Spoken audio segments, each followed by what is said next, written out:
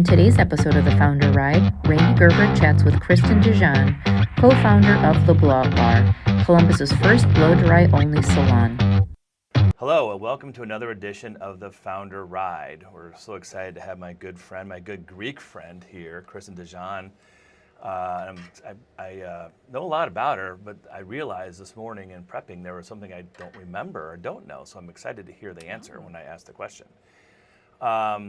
As always, we're going to start with where are you on the ride? And Kristin, where are you on the ride now? I am on the see the light part Excellent. of my journey. Good. What put you there? Why are you there now, you think? Good question. Looking at the graph, obviously I've been everywhere, and especially with owning multiple locations and opening those, I would say I go definitely back and forth a lot. But currently right now, because I have a great leadership team, so I see the light in the fact that I was kind of replaced in that way. So Self-replaced. Self-replaced. Yes, important. Yes. Important distinction. Right. Self-replaced. Yes. Right. Yeah. Right. And what's been the biggest benefit of that leadership team for you? What surprised you the most? What's been the biggest benefit? I think I'm able to have a relationship with the business and the people that work there in a different way. I think of how I'm supposed to have a relationship with them, which I think in turn makes them happier at their job. Got it. Rather than me managing them so closely and having a manager that is in the position to do what she's supposed to do rather than me trying to do all the different things. It's very clear to everyone what everyone's roles are at the minute. Good. Well, I'm really jealous of you because at this very moment I'm in the trap stage, and it's 100% around hiring people. That we have to make some hires, and I'm very, and not just me, but our leadership team is very uncertain what to do next. And so we have a call with Jackie from Culture Index, which you've heard me talk about this many times before, on Wednesday to help us make a decision. But we're all kind of split. So I'm jealous to hear that you're in a great spot, and that's always more fun when you have your business. So definitely. I mean, I was in that spot a few months ago, Yep. and then we got a couple great hires that have been around now for over a year, and they're doing great work, and the team seems to really love them. So talk to me a little bit about like what put you over the fence to make these hires, because they're not inexpensive, right? No, actually one of them, again, I don't know how specific to get, but she was kind of a district manager for Five Below, the retail business there. And we have usually we have always kind of hired a little inexperienced in the fact that then I would teach them the way. This was actually the first time that I hired someone smarter than me, which I love. And I've been able to see a huge difference bringing her on board, where now I do feel like she is going to be able to replace what I do and be able to lead and manage the managers of the salons in that way. So it was the first time that we really hired for talent and experience rather than us, hiring a little bit younger and thinking that we're going to train them up, where we brought someone in with a ton of experience. It was our first time. So was that a scary moment? Very scary.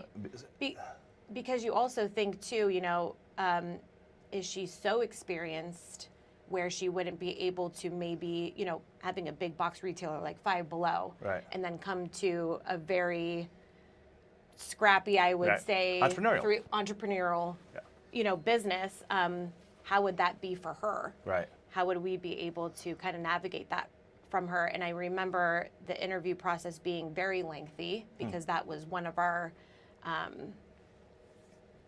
things that we were worried about. And I just was very open with her about that. Like, are you sure that you want to come on board? It's wearing many hats. We don't have all of the processes and an HR department to call into and all of that stuff.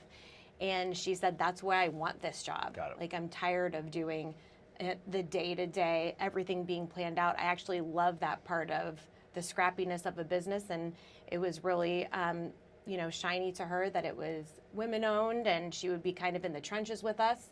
And so it worked out, but it was definitely scary. Yeah. It still kind of is, because I feel like, but she's teaching us things too, which is great. So you said smarter, and I know why you say that's kind of a cliche. Is it smarter or more experienced, or just a different experience? I've what always is been. it? I mean, you know me too from, Yeah. before now that we've known each other for 7 years. I love, love, love surrounding myself with what I think smarter people, and it Okay. could be more experienced. Got it. But in this world of retail, she was at Five Below for 13 years. Wow. So yeah, I do think she Got might it. be Okay. a little bit All right. smarter. But yeah, experienced. funnier? But I love that. I'm funnier. You're funnier. Yeah, Okay. Just want to make obviously. sure. I would hope I mean, so. I mean, yeah. Yeah. Okay. No one really has me beat on that, but Yeah. Geez, that's good. at the Blowout Bar. Oh, other at the than Blowout Bar. at the Okay. Blowout Thank Bar. you. All right, so didn't want to go there. Yeah.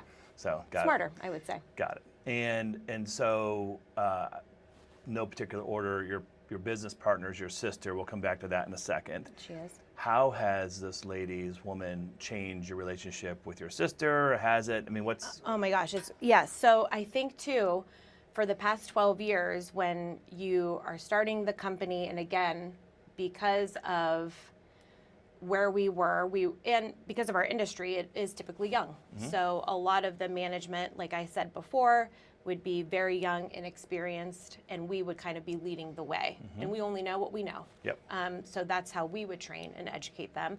With now this lady coming on that has tons of experience, she's teaching us things. And Kaylin, my sister, is very much like me, where we open our ears, we take everything. She has already implemented tons of things from her past at Five Below that we're like, oh, that's just happened last week about PTO. And something about that, we're like, that is perfect. Yes, we need to change that. She's like, it worked really well there, and here's why. Awesome. Because we really do employ the Sure. same type of people. Right. So I think it's helped our relationship a little bit, because there isn't that pressure between her and I to kind of lead the charge. We now almost have a third Got it. person who's almost leading with us as well, Got which it. is always better to have everybody. The more people that we can have going in our direction, the better. Yep. And it's so funny talking about that, because my leadership team right now, there's 5 of us. We're so split on our next hire. Like, we all share this, like, oof, and we're trying to figure out the order, and like, there's no consensus. And it's the first time it's ever happened. Usually one of us, me, comes like, you were doing this next. Right. And that's not the case right now, but Yeah. it's kind of interesting. So your story goes, is the part I know, I want to hear about the part I don't know, is that you and your sister went to New York City, and you had this really cool experience getting a blowout and loved it, and you came back to Columbus, and you were looking and searching and trying to figure out where you can get a blowout, and you couldn't figure it out, and you're like, well, screw it, we're gonna start this. Exactly. What I don't remember is what'd you do before that? Yeah. What'd your sister do before that? Yeah. I worked at Express at the home office Okay. in the international logistics department. Wow. Yeah. Bit of a change. So bit of a change. I've always been in retail. So I went to Bowling Green and studied interpersonal communications from there. After that, How'd I you went do in those to classes? Great. Okay, just want to make sure. Great. Because I'm funny. Yeah, but yes, So- okay, right. So after that, I went to New York City for a year, and I have been in retail since then. So I worked at Justice. I was a manager at that brand. And then once I got kind of, not a little tired of the in-store retail part of it, I went to Express at the home office, and I was there for about 3 years before starting the Blowout Bar. Got it. And what'd your sister do? Yeah, and my sister worked for my family's company. Okay. So, but she's 3.5 years younger, so she had just graduated from Ohio State. Got it. And she was looking into going into my family's business when I kind of swooped her up and Got it. led her that way. Was there a little controversy when you did that, or was it Not at all. Good. Like she was ready to go. Got it. Yeah. So you're getting ahead of where I wanted to go. You grew up in an entrepreneurial environment. 100% on both sides. Yes, Yes. right, Knew right. nothing else. Right. Knew nothing else. Nothing else. So talk to me a little bit when you're, and this is really fascinating to me because it's all you ever knew, and you go to this big corporate environment in Justice and Express, and then you go back to being an entrepreneur. Like, walk me through that whole experience, and what'd you learn? What surprised you? What didn't surprise you? What blew you away? No pun intended. Yeah. One of the things I really loved, and I think I shared this maybe years ago, is that I'm not saying I don't know if most entrepreneurs feel this way, but I love being managed by someone. Like, I love having a boss. I know that that's weird. So, because I know a lot of people, their reason might be, maybe I like being the boss. Right. But what I loved about being at Justice Express and the company I worked for in New York is I really do love having a boss, and I feel like if I didn't have those experiences, I would be worried that I went just from straight being raised and in an entrepreneurial background with my family straight to maybe owning my own business or straight to the Blowout Bar. I'd be worried for those 5 years of experience that I got, because I do feel like I have tons, and my sister says it too, she didn't have that experience. right. And she always says, I wish I would have worked a little bit for someone before starting the Blowout Bar. Got it. So, Got it.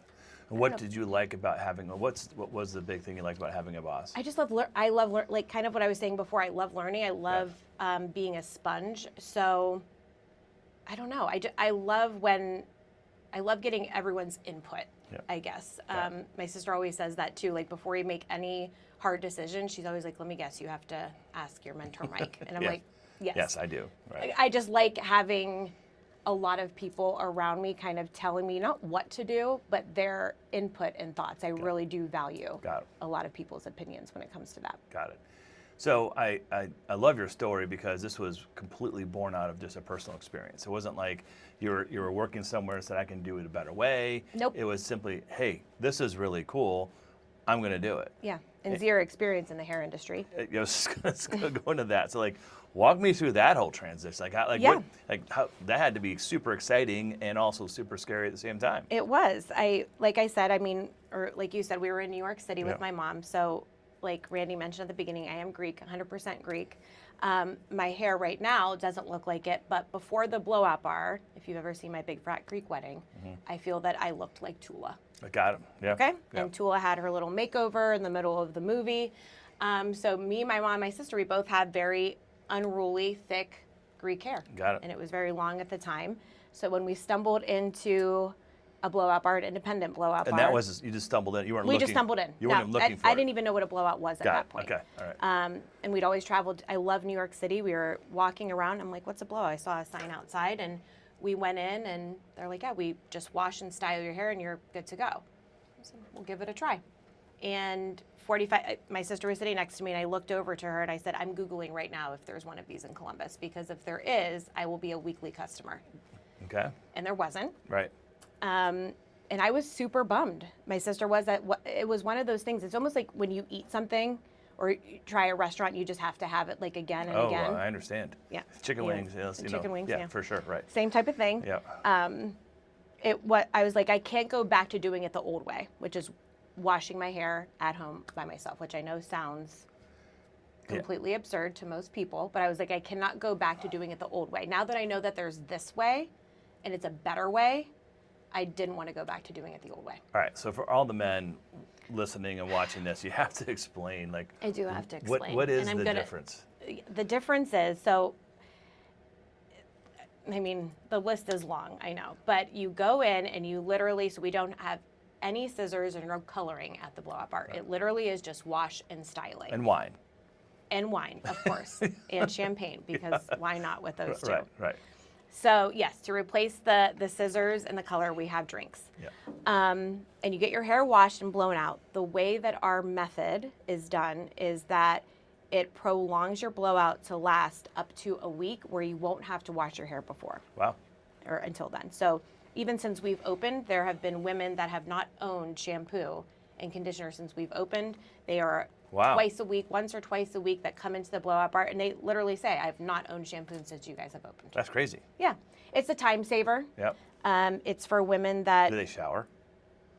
The body shower. Okay, all right. Because there's like an everything shower. That's the thing now. And then, they put a shower cap on, and then good to go. Got it. Mm-hmm. All right. Well, fascinating still. It is fascinating. I do like using shampoo myself in the morning. It feels good. It feels good. Yes, yeah. For sure. So you start the business. You have your location. Business is good out of the gate? Right out of the gate. Yep.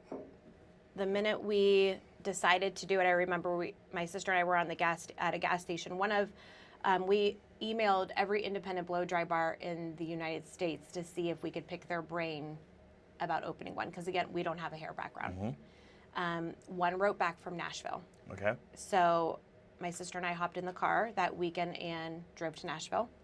And it was while we were pumping gas that we decided that the name was going to be the Blowout Bar. Okay. And on our way to Nashville, So why? What's we just went through, just a ton of, we know we wanted it to look like a bar. We know we wanted there to be drinks, so to somehow tie those two together. Got it. And then on our way back from Nashville, I just opened up a Twitter account. And when that was still a thing, and I think my first tweet was, are there any other women like us in Columbus who would love a blowout? Okay. And then it just took off from there, and we had immediate need and want. And Well, that's fascinating. yeah, our books were completely full the first Saturday that we were open. Oh, that's awesome. Yeah. And after that, did you have to do much advertising at all, or is it No. word of mouth? It's all been all word of mouth. Still today. Still to today. That's awesome. That's awesome. Yep. Have you, We dabbled in a little bit of digital advertising this year for the first time. But other than that, it's all been just organic growth on social. and what was your experience with the advertising? It's been great. We're still doing it. We hired an independent kind of contractor to lead us through that. His name is Art. He's great. And it's just to get some new guests that have not been in. Got it. So we're relying heavily on Facebook and different meta ads, Google, to bring them in to our website. And we've seen pretty good response from it. So in terms of innovation within the Blowout Bar space, what have you innovated in your last 13, 12 years?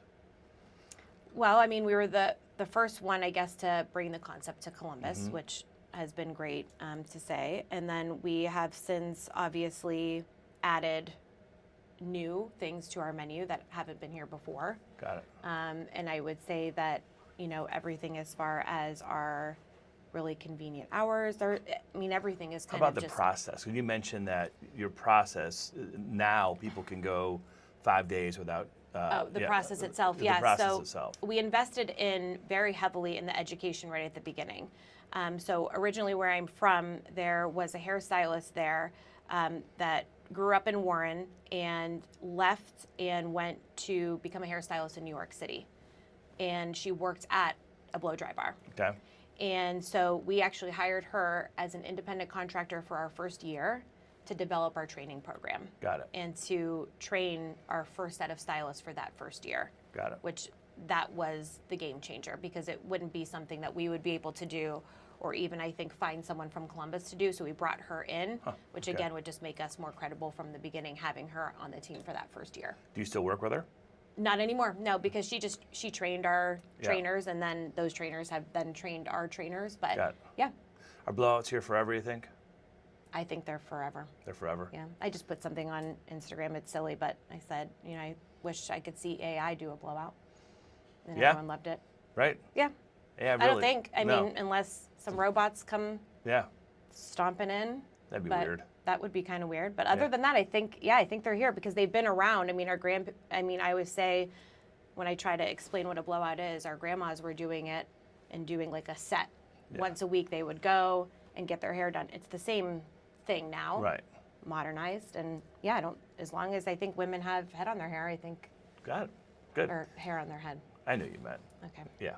Yeah. So from this point forward, what intimidates you the most? Like what are you worried about next? For the industry or the business? Let's just go with whatever hits you hardest. I think my involvement in the business is Got it. probably just what I'm still unsure about every day. Every day. Every day. What are those range of thoughts that you have? I don't know when I step into the salon what I should focus my energy on. Every day I am battling that and even not even walking into the salon, just if I have a work day. It's hard for me to not try to do it all. If I still am coming in, and if I see that the floor is a little hairy, or if the accessory wall needs reorganized, I have to stop and think, like, should I be doing this? Then I'm like, I am still a small business owner. The team will see me kind of do, I don't know. So I really honestly don't know the answer to the question still. So you saw your parents doing those things. Yeah, they cleaned it all, reorganized, painted, whatever they needed to do in their businesses, right? So that's how you grew up, and that's what you saw, and you're Greek, which is part of it. And my dad even still to this day, like I'll call him on like a Saturday, and I'm like, hey, how's it going? He's like, good. You working today? And I'm like, not today. And he's like, oh, why not? It's your busiest day. And I'm like, well, you know, I did that for a while. Right. I have 2 boys now, you know, it's like, and it's funny, like we go back and forth that's his thing. Like he doesn't understand why my sister and I step away on Saturdays anymore, because Saturdays is our busiest day. So yeah, I've grown up with that type of mentality, and he's still asking, like, going in today? Yeah, stopping in? Right. And it tinge of guilt when you hear that question, or definitely, because I'm thinking like, well, should I be? Right. Like I'm not confident in my answer to him to say like no, because then I'm like, well, it is a busy day. Like, should I be there? Should I be there 6 days? I don't know. So, like, have you ever measured, like, if when you're there, it does go better or not? Like, do you have any quantitative evidence that it matters? I would say I think it goes better when I'm there. Okay. But I think that if I were to ask some of the stylists that have been there for a long time, they would say maybe a little bit of the opposite. Because I think I might get in the way. Yeah. And I just think sometimes I'm in the way. And you haven't asked that question, apparently, of your tenured stylists? But not so point blank, Yeah. because I'm probably afraid to hear the answer. I would love to hear the answer. I'm afraid to hear the answer, but I would assume that they would probably say, Well, I actually, so, like, I know we're not, this is kind of weird, but, like, I think you asked your tenure, like, hey, is it net positive or net negative? The question will matter, right? For sure. The way you ask it, but the spirit of the question is it valuable to have me here on Saturdays, yes or no? And if they all say no, we run better, there's your answer for your father. Like, hey, the business runs better without me. I think the answer would be no. Yeah, I think you're probably right. I think the answer would be no. Right. Because one of the things that I do when I'm there that I know that they don't enjoy, and being nice when I say that, is I'm so accommodating to the guests. So if someone's late to their appointment, I always kind of say, which is so from the beginning, oh, it's fine, no problem, we can still take you, they're fine, you know, that type of thing. And they're like, well, we're the ones kind of doing the blowout, we're gonna be running behind. So I know that they would say that that's the reason, is I'm very accommodating. You're very Greek. I'm very Greek, very very Greek. welcoming, where I'm like, come on, you're 15 minutes late, come on in, it's no problem.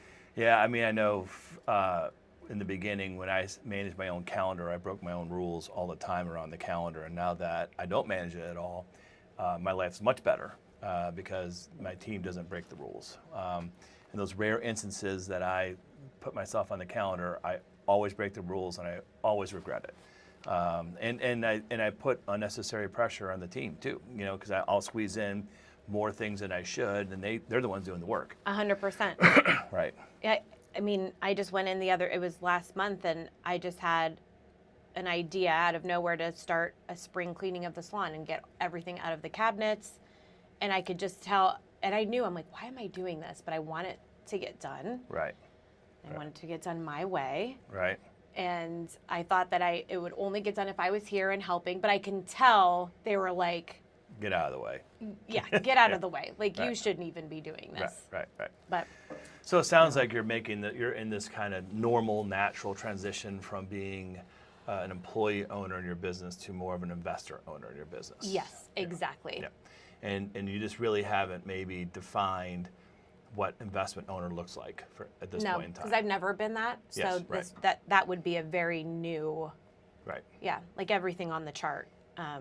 You know, from seeing the light to before, I'm familiar with. It was everything past that. Yeah, right. That would be new to me. It's hard we see it all the time when people make that transition. I was actually with one of my friends who I think I'll remain nameless because he might actually listen to this, but I was with him over the weekend. And my wife and I were talking about, like, he was super fun and relaxed and chill. And he's always a little uptight, and you know, he goes to bed at 9:30 at night, you know, and he's 53 years old.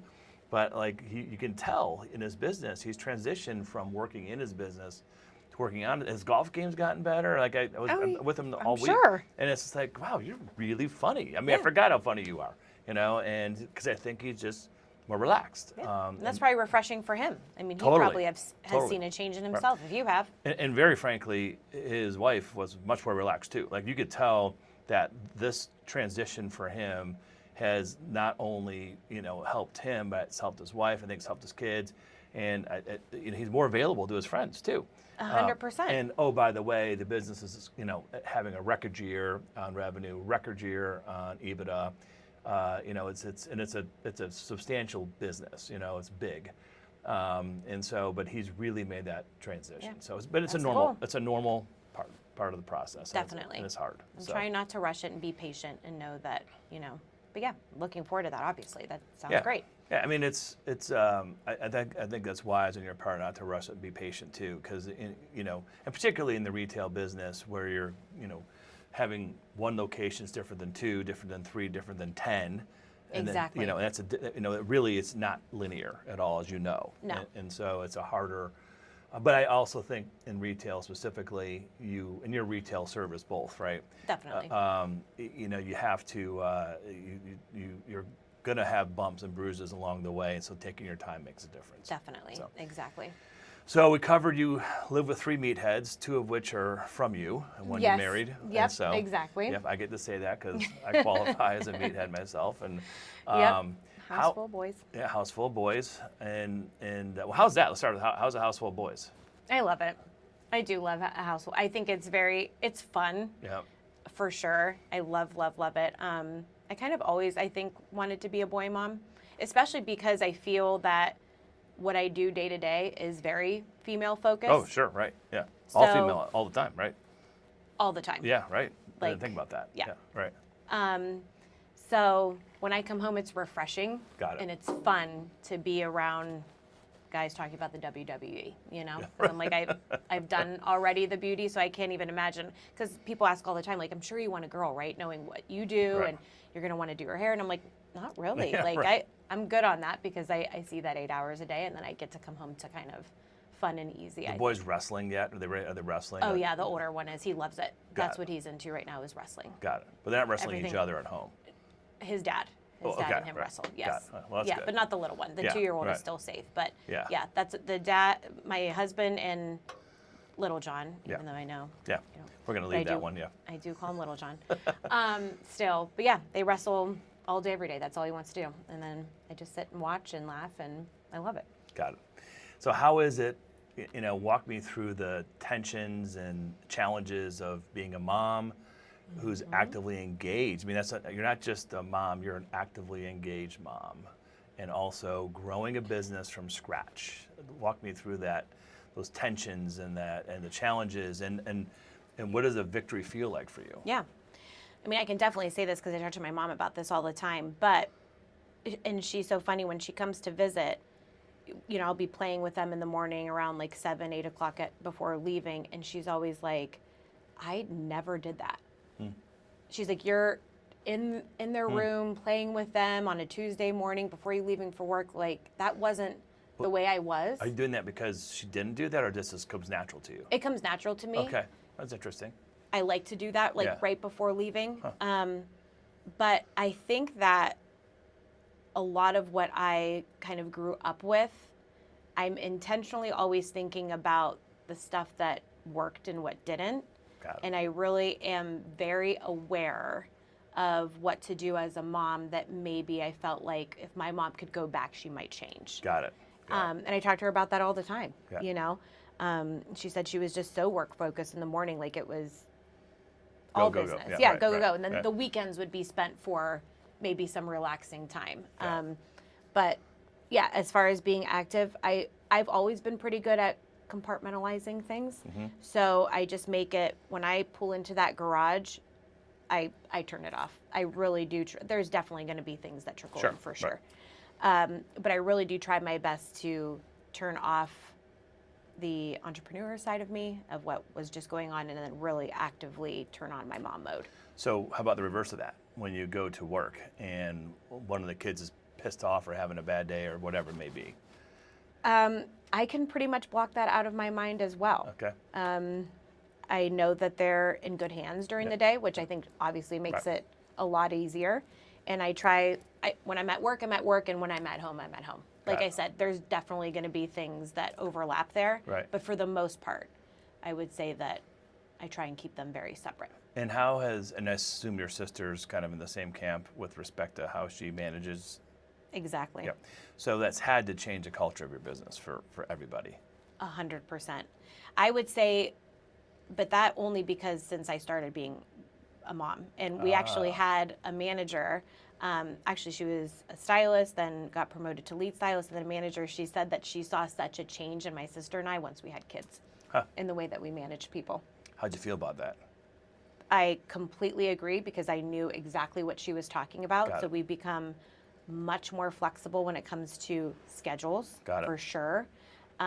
Much more flexible. I mean, because you know this too. I mean, before having kids, 10 years ago, if someone said like, hey, my kid's sick, I'm not able to come in today. I mean, I'm not saying I was Yeah, sure. mad about it, but I didn't understand. It was hard I to was understand, right, right. Hey, can you go Right. somewhere else? Like, what's, Right. why is that keeping you from work? Right. But now, ever since 6-7 years ago, like, great, take all the time you need. Hope he's feeling better. It's just a very natural switch that, having kids really changed the And game. business is better because of it, right? Yes. Yeah. Yes, right, because just the scheduling in general is much more flexible. Yeah. And we've also become a place where if you are a mom, a working mom, or if you've been out of the working game for a while, the Blowout Bar has been a great place for those women to come and to work, knowing that they can. Do you have employ those any men? We have 2 on the team. One was just recently hired, Okay. but for a long time it was just one. Got it. Got it. Yeah, it's really just been Yeah. very 1 or 2 at And it's at the not same time. deliberate. It's just who It's applies for the not job. 100% not deliberate. Right. I'd love bring them on in. Sure. Right. Right. Yeah, it's who applies. 99% is And it's female. This is really not a relevant question, but I'm curious. But do the men? How do they do? Like, do they get more business, less business? Does it matter? Or is it? No, we actually say that the women love having a guy. Got it. Got it. They love having because it's the same thing. I think it's a good switch up Yep. to conversation. But it's so funny. We do have our online booking system. You're able to select if you want a male or a female. Yep. And we're able to see, those selections. So it's kind of funny to see. There's some that just select the female. Right. They're fine with whoever, but they want it to be a female. And then some will just select the guy. Interesting. I think personal preference. Got it. So, one of the things I know, I feel like, and I've really put some time into this and thought about it and talked to people. I feel like we live in this world today where generational behavior really impacts businesses and cultures. Having I don't know if you have any baby boomers left, the Gen X, the Gen Y, the millennials, now Gen Z, and your market is tough. Who you hire. Talk to me a little bit about like that whole recruiting and retaining process. gosh. I mean, it's it has changed so much. Well, I'm the oldest in the company. You're the oldest in the company. Yes, we have 50 now. Okay. Yeah, and kind of by far. Yeah. I'm not going to ask you how old you are. I know how old you are, but that's pretty fascinating. I'm fine with saying it too. How I'm old are you? 42. 42. Yeah. So you're 42 years old and the oldest person in the company. Yes. Wow. And by years. By I think many my years. sister might be next, and she's 3.5 years younger than me. Okay. So we are definitely employing, right, and now with cosmetology, they're able to do that at a high school level. So a lot of our staff just graduated high school. Got it. So we are basically 90%, I would say, their first job. So anywhere from 17, 18 years old to probably about 25 Got it. is our core Okay. age of employees. Got it. Yep. Got it. So is that do you feel that's a forever and always thing? Do you think it's always going to be that population working for you, or is time? I think so. Okay. I think so. Every once in a while, we'll get someone who, has some experience that, works and maybe owns her own business at a loft and then is trying to work at the Blowout for a couple days a week as a part-time to kind of offset that cost of owning their own business. They're great. But most of our full-time employees, I think, are always going to be young because the Blowout Bar and what we do is a very great place for them to start their career. Got it. It's very kind of intimidating to go to a full service salon. Got it. So we are that really good buffer stepping stone for a lot of people that just graduate. So you know that you're going to hire this person and they're going to leave you after some period of time. Yes, we know that. It's built in. And we say that when I go to the cosmetology schools to speak, because a lot of us, we go there to kind of talk about our businesses and recruit. And I say there's always two types of employees that we have. One that we know is going to move on in a year, and we know that, and that's great. We're going to set you up for success to have that full service salon experience. But then there's also some stylists out there that just love doing what we do. Got it. And they want to make that their career. Got it. And we probably, I would say, have half and half. Got it. And you're always recruiting all the time? Always recruiting all the time. Yep. Yep. Got it. Got it. That's fascinating. And I think I know the answer to this question too. Do you have competition in town? I would say the competition is more so now. It's really weird. It's not so much other salons, but I would say our competition is, and this might be harder for you to understand too, but now with TikTok and YouTube and such an influence of girls coming in of showing these tutorials on how to do it themselves at home. Got it. That makes sense. Do-it-yourselfer. A do-it-yourselfer. And there's so many products now, and Dyson blow dryers, ones that are basically blowing out your hair and curling it at the same time. I would say that's our competition. Got it. Is all of this like accessibility to all these videos to do something on your own. Where I think when we first started 12 years ago, I didn't even own a curling iron, where now that's kind of like the trend to do. Got it. Got it. So I would say the do-it-yourselfers are our biggest competition. And that's even generational in some respects, right? People, Agree. Younger people who are being cost sensitive might do it yourselfer, but somebody who's a little older, and they want the experience to go in and have somebody do it for them. Yes, because everything's just very tutorial based now for the younger generation. So they're learning how to do their makeup online. They're learning how to. So I would say that's our biggest competition right now at the moment. Yeah, I mean, my son George, always like no matter what, like he started a power washing business this summer, right? And I'm like, you don't know a damn thing about power washing. He's like, I got TikTok, don't worry about it. Yeah, exactly. Anything that you want to learn how to do, Right. you could just look it up online now. Right. And so I think that they're learning how to do and curl their own hair, which definitely puts us, in a little bit of a bind. All right, so I think the one thing we didn't talk about yet is being married as an entrepreneur. And how does that work for you and for Big John? For Big John. And Big John's not an entrepreneur. He works for somebody else. He does work for someone else, which is good. Why is that good? I think it's, well, back to my childhood. Okay. I think it's good because my parents talked about business a lot at home. Okay. Because they were in the same boat. Yeah, right. So two different businesses, though. Two different businesses. Yeah, but that was their common thread. Right. Yeah, and so of course, if I were, to live with someone that is just a natural thing to do. Right. I couldn't imagine. I mean, we'd constantly be spitballing and talking about, but I think because he does work for someone else, we don't have that type of relationship for sure. Right. Which I just do think it's good. I think at some points, do I wish that he knew what it was like? Right. Because you don't know what it's like unless you are. I mean, I could say it a million times. He could read whatever. He doesn't get it. Right. So there's definitely certain times where I wish that, he would understand. But I think for the most part of not bringing work, as much as I don't like bringing work home, I think that it works better for us that he doesn't own his own business. Got it. But yeah, he's fully supportive of it. He loves hearing all the funny stories that I have to. There are funny stories. There's tons of funny stories about the Blowout Bar. But yeah. Yeah. So it's pretty cool that it's super cool that you and John have this unofficial boundary, if you will, kind of that because you guys are in different lives professionally, it's easy to not bring work home, unless there's really big issues going on, right? Yes, exactly. So talk to me about, and I know you actually have a mentor, and you also have peer groups. And this is a question we get asked a lot, so I really want you to kind of drill down a little bit on your experience having a mentor, okay? And it's not an or, but then your experience having a peer group, and I'm going to throw more in there, your partner being your sister too. Like, how does that all work for you, and how does that work together? Unrelated to John, so John's out, just Yeah, kind of more John, moved out. it prompted me about John, just okay. about how you guys have this kind of natural boundary to not really drill down on work. So my question was, well, where do you get your, where do I get it from if it's not at home? If it's not at home, where are you getting it from? Yep. So boy, that sounded really funny. Where you're getting it from if it's not at home. I know, if it's not at home. That's not gonna die.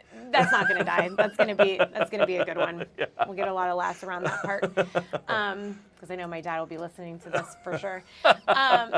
So I would definitely say, so my mentor, who obviously you've heard me talk a lot about, in a very positive, glowing way, like consistently.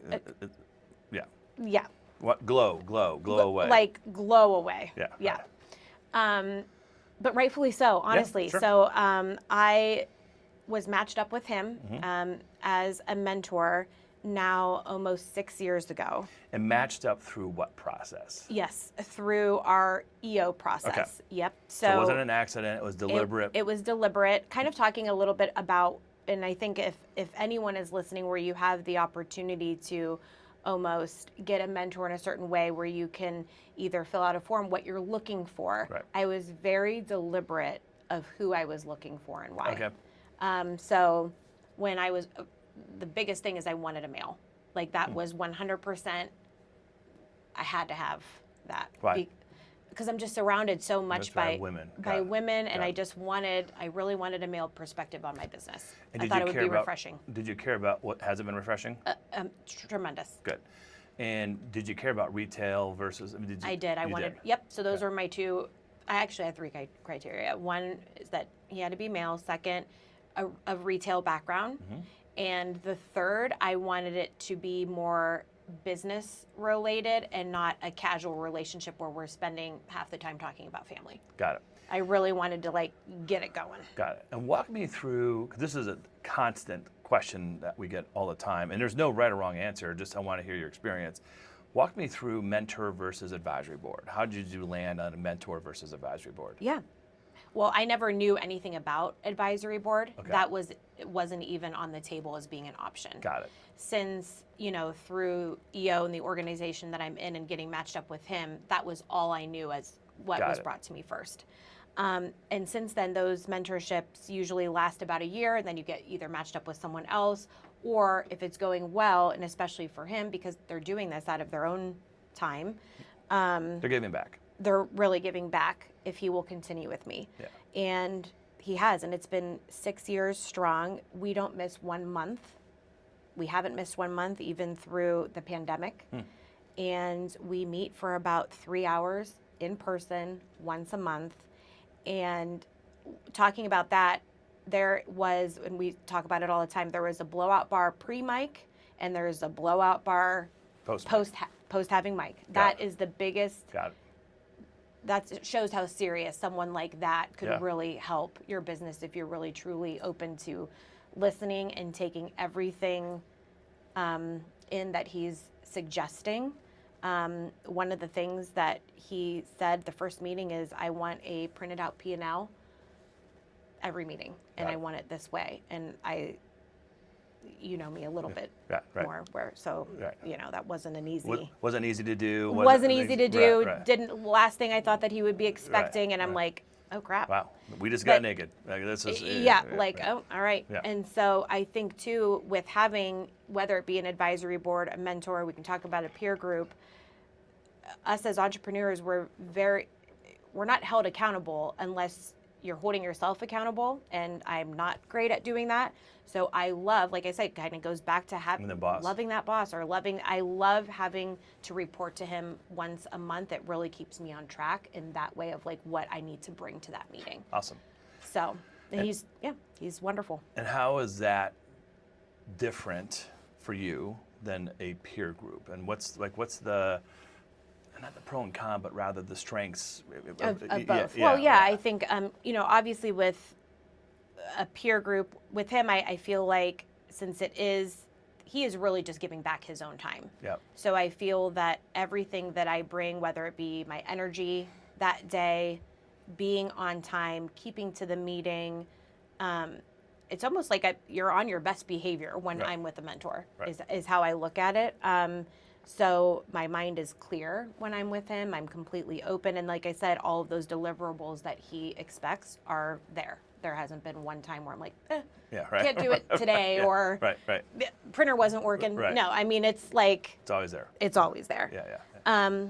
Which I think is different from a peer group, Sure. right? I mean, those are more of conversations where you're kind of thinking like them, or I guess Spitballing, like maybe. yeah, Spitballing, spitballing is problem solving actively. yes, rather than just Reporting. and listening. Yeah, got it. It's more, I'm also kind of, because I'm not giving him anything. Right.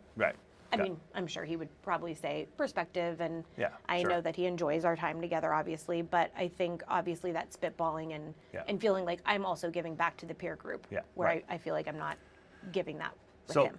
I'll summarize this with your mentor really is about, you're going there, you have certain issues, problems, questions, and he's Yes. helping solve those for you, specifically kind of a one-way street-ish, where the peer group is much more give and take, where you feel an obligation to give Exactly. as well as receive Yes. as well back.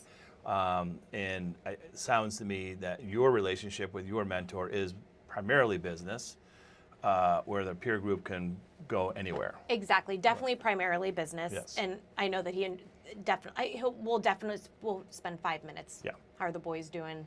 Right. And then we get down to business. Right. There's an agenda every time Right. that we keep to. I bring my issues. He helps me solve them. We review the P&L, which my sister, you know what I mean? Yeah. We don't even review so we're reviewing hold on. that with him. So you don't review that independently with your sister. The only time you review is really with him. Well, yeah, because it's the month. So Yeah, right. we do it with him Got it. together. Interesting. So Do you ever get in there and flirt around with it yourself and really like model out what could be on your own, or is it always no, with him? it's always with him. Got it. Why do My you sister does it definitely. We've talked about this before. She's definitely more into the P&L and looks at that. She's the one that really gets it ready for him. Got it. I am in the conversation, definitely listening and paying attention, Right. but then the P&L stays there. Right. After. You're thinking about the client engagement and the And the employee- team engagement. team Yeah, engagement I'm part. definitely more on, I would say, the front lines of the business, where Kaylin handles more Got it. the back end. Got it. What's how we have to split up. what's the next big conversation you're going to have with your mentor? What's the next big agenda item you're going to have? Yeah, where it was actually last month was whether or not we should open up a 4th location. Okay. And when that should be. So we talk very small things with him, where he Detailed. very detailed. Yeah. It was about a couple years ago. We never had it's embarrassing to say, but we've never had set breaks for our employees during their day. Okay. Awful, I know. Well, But You you live didn't in your know. life. You didn't I didn't know. know. Didn't know. Yeah, it wasn't like no, intentional. right. And somehow that came up, and now we have set 45-minute breaks for them, thanks to Mike, because Yeah. we got there some way or another, and he asked about them. So we get very nitty-gritty. Very granular with him. But yes, last month was whether or not we should decide to open up another location, and Got then it. we'll bring big issues and even small issues like that every month. Got it. We meet with them next Friday, have an agenda with that. So do you have a grand strategic plan for the business? Like, what does this business look like for you in 3 years? Yes. Yep. So we're looking to open up a 4th and maybe final location in Columbus. We think maybe we can probably do 1 or 2 more Okay. in Columbus, but we're going to land on 4. And then we would love to expand to either Cleveland or Cincinnati or both. Yep. That would be kind of our 3-year. It's a typical, and having been in this business for 34 years, when all of our clients in retail, I don't care if you're in restaurants, retail, whatever, it's almost always Cleveland, then Cincinnati, once in a blue moon, Indianapolis. Yes, and that we've thrown that one around too. Never Pittsburgh for some reason. Yeah, never. Yeah, I don't know. It's kind of crazy, but it's people feel, I think, going north and south on 71 is easier than going east or west. Yeah. And but We it's, say it all the time. I'm like, it's a 2-hour. We'll be there and Right. back. You can be back by night. I mean, I don't know right. if it's as easy as what we're making it sound. well, you're also from the Northeast Ohio area, Exactly, so we're it's, familiar and it's family and it et cetera, et fits, yeah. cetera. So, Well, Kristin, I always love seeing your beautiful smile as I do right now, and love talking to you. No, this was so awesome. Thank you for having me. I really appreciate it, and we'll have to revisit this in a year or two with where you are in the ride and fourth location, and really because it's a whole different experience when you expand into another market. It's a very different Definitely, animal. I'm sure. And the meatheads will be older at that point in time, and they'll be more active, and it'll be interesting to see how this unfolds. Yeah, definitely. So thank Thanks you so for much. having me. You're welcome. Thank you for tuning in. Don't forget to like and subscribe, and we look forward to seeing you in our next episode. We're building something special in Columbus for entrepreneurs. To learn more, please visit www.founderfarm.com.